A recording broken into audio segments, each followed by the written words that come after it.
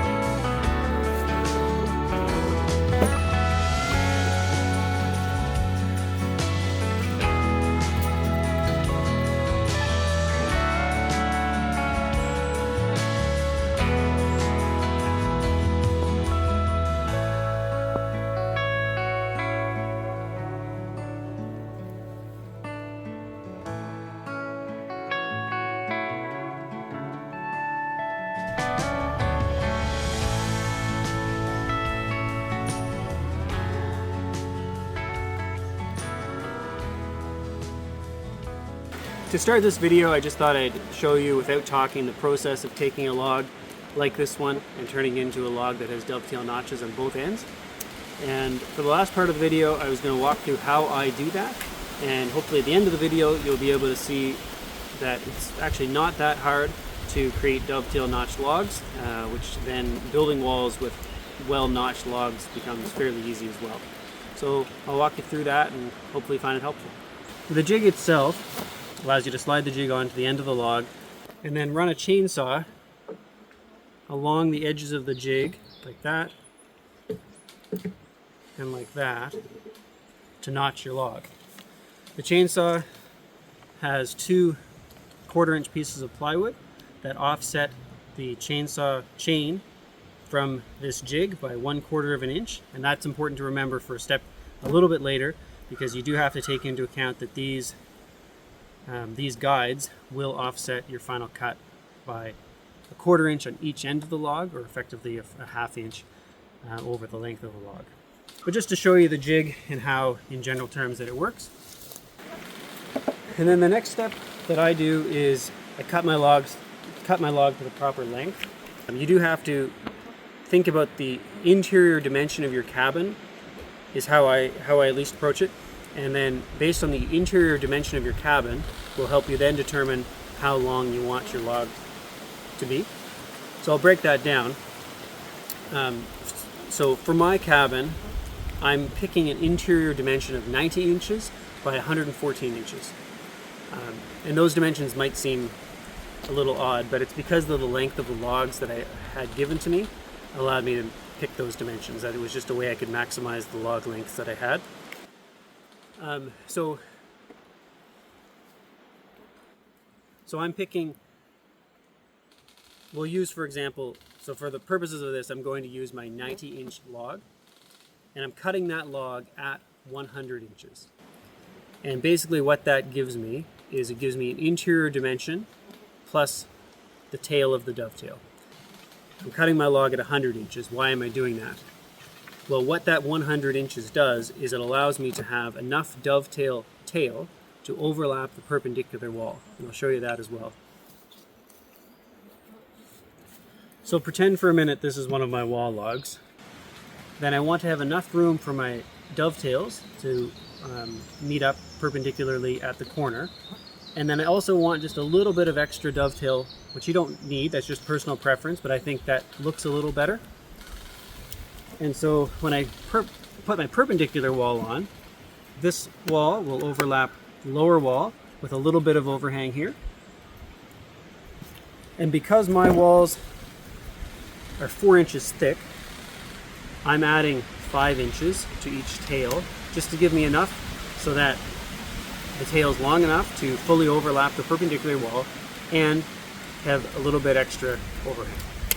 And so I think what I'll do is I'll walk through some steps as I go and explain it again as I go, because it took me a little while to get my head around it all, but I actually do find in the end it's pretty straightforward once I did a couple. Let's cut this to the right length and then we'll move on to the next step. So again, I'm cutting this to be 100 inches. Right now it's 103. So what I do is I square off one end.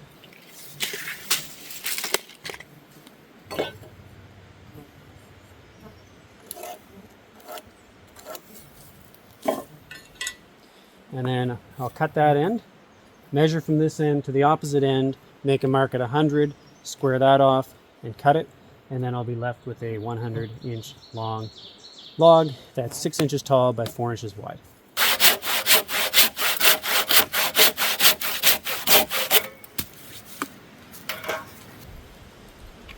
So then I'll measure, like I said, from one end down here. Make a mark at 100 inches. Square that mark.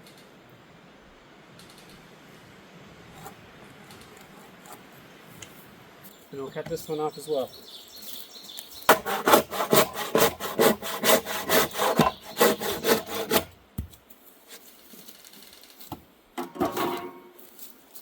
Okay, next step is just positioning. So I'm working from this side of the log. So I'm calling this the right side of the log. and this the left.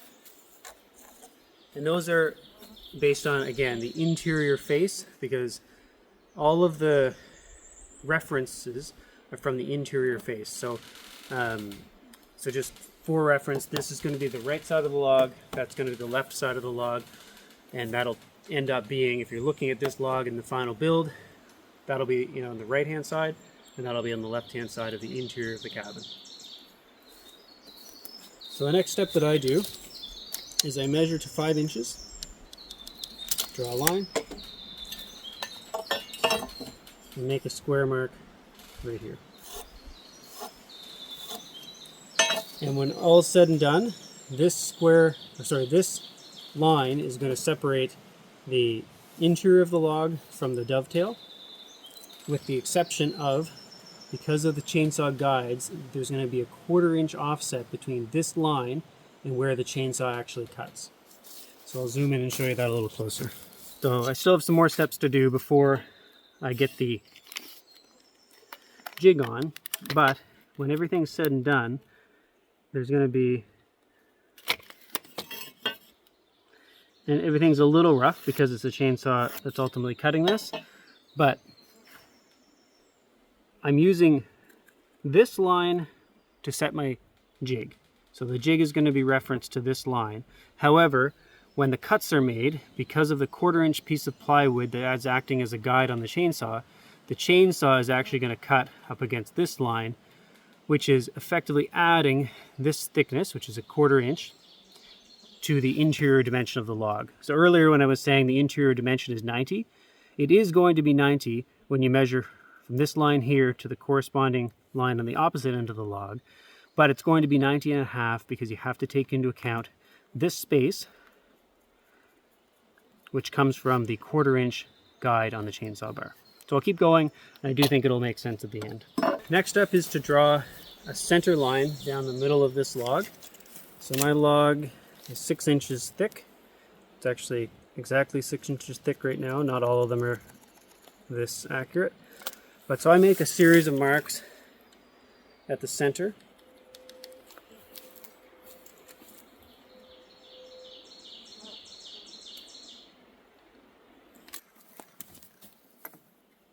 Line it up. Just check to make sure it's on the pencil marks. Snap a line.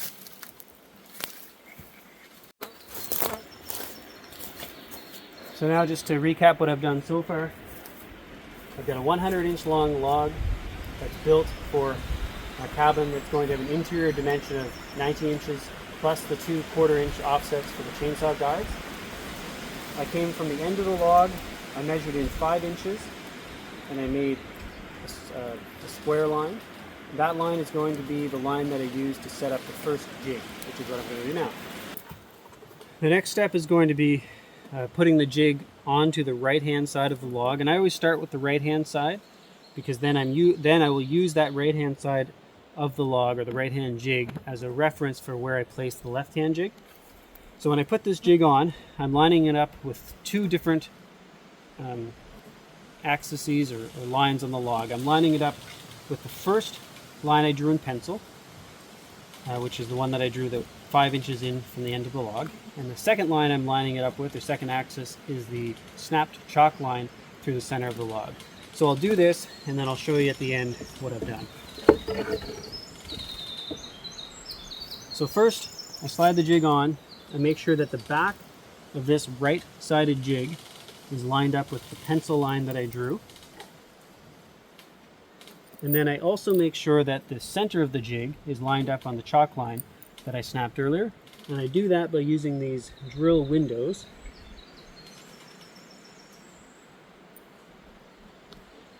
That I can look through, as well as a line down the center of the jig. So, and then I screw the jig in place, and I'll show you the positioning up close here in a sec.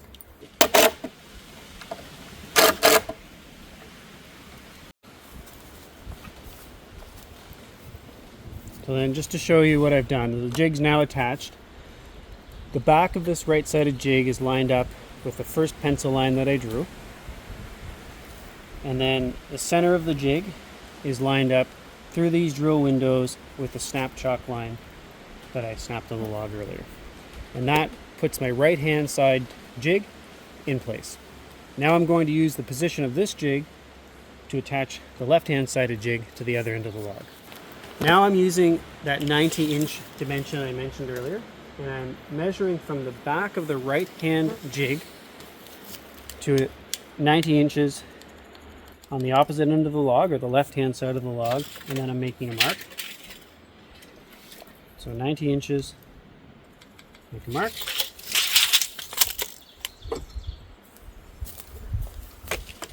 Take my square, make a square line at 90 inches.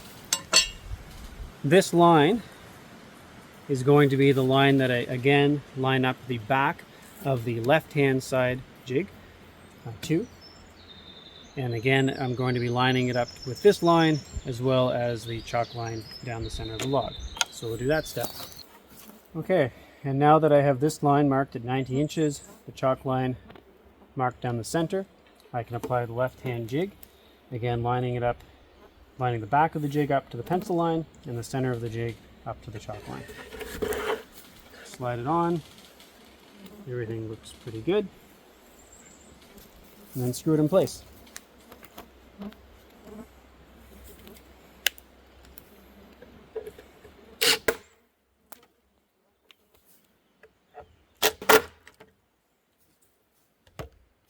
And then I like to double check after I put the screws in, because sometimes the screws can make the jig change position a little bit.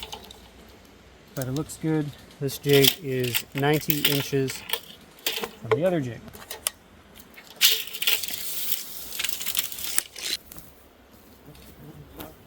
So to summarize where we're at now, we have the right hand jig and the left hand jig secured on the log in place, ready to cut with the chainsaw. So most of the work in doing this is done before the actual chainsaw cuts. The chainsaw cuts are really the easiest part. But just to quickly summarize, we pick the interior dimension of our cabin, 90 inches for this wall. We then, taking into account the thickness of the perpendicular wall, in my case 4 inches, and the amount of dovetail overhang you want, in my case about 1 inch. Therefore, I added 5 inches on each end of the log, so 90 inches plus 5 plus 5. That makes a total length of log of 100 inches, so that's why I cut my log at 100 inches. I then measured in 5 inches from the right-hand side, drew a perpendicular line, snapped a center line down the center of the log, used that center line and the line at the 5-inch mark to position the first jig, which is the right-hand side jig. I then used the right-hand side jig to measure 90 inches to draw a perpendicular line to the log, which I then used that line to position the left-hand sided jig, 90 inches from the first jig. Secured both jigs, making sure that they were aligned both to the perpendicular pencil lines and to the center line down the log. So the jigs themselves should be in good position now. I'll flip the log up and I'll make my chainsaw cuts, and then when I'm all done, I'll show you exactly why everything was positioned the way it was again, showing you the finished product, which I think will help understand everything a little bit better and put it all, hopefully make it all kind of make sense and something that maybe you can do yourself if you'd like one day.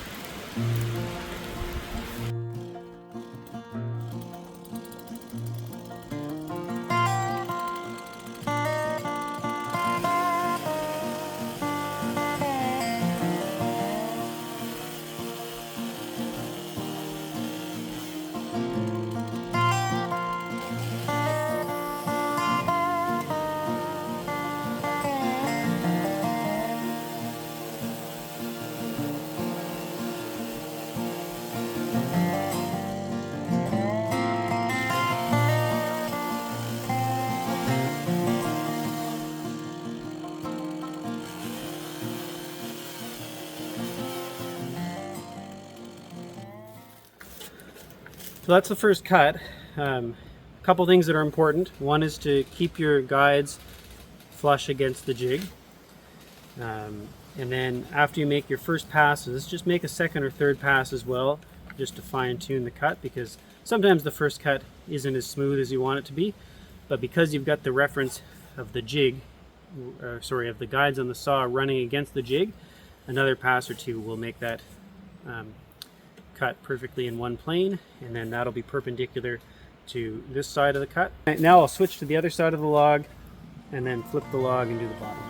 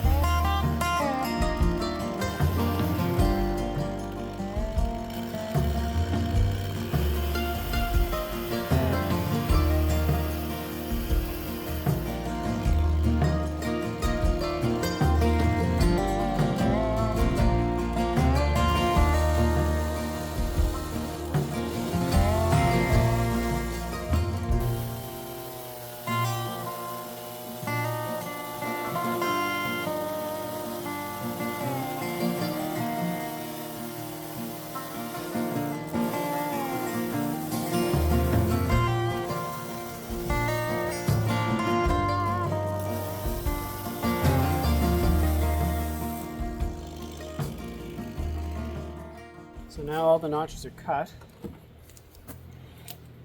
Next step is to take off the jigs.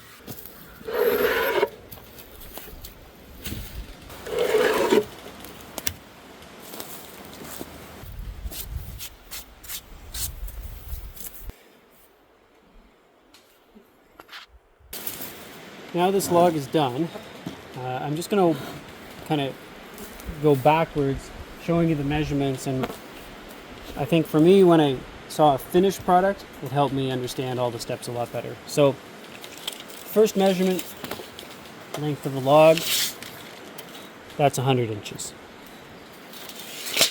The next measurement is from the two square lines I drew with the speed square earlier.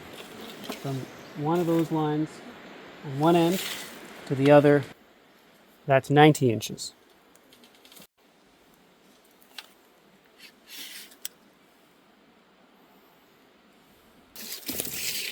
And then the last measurement is taking into account the offset of 1/4 inch on each side from the chainsaw guides, and that leaves me with a finished interior dimension of 90.5 inches.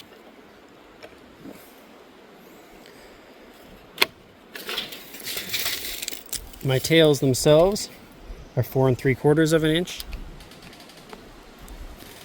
And again, the measurement from the end to that line is 5 inches.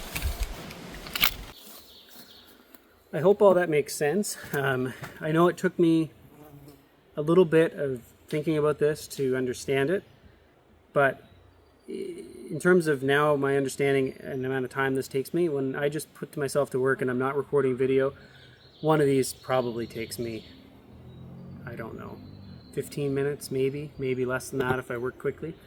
So it really doesn't take that long. This video took a little longer because I wanted to walk through it.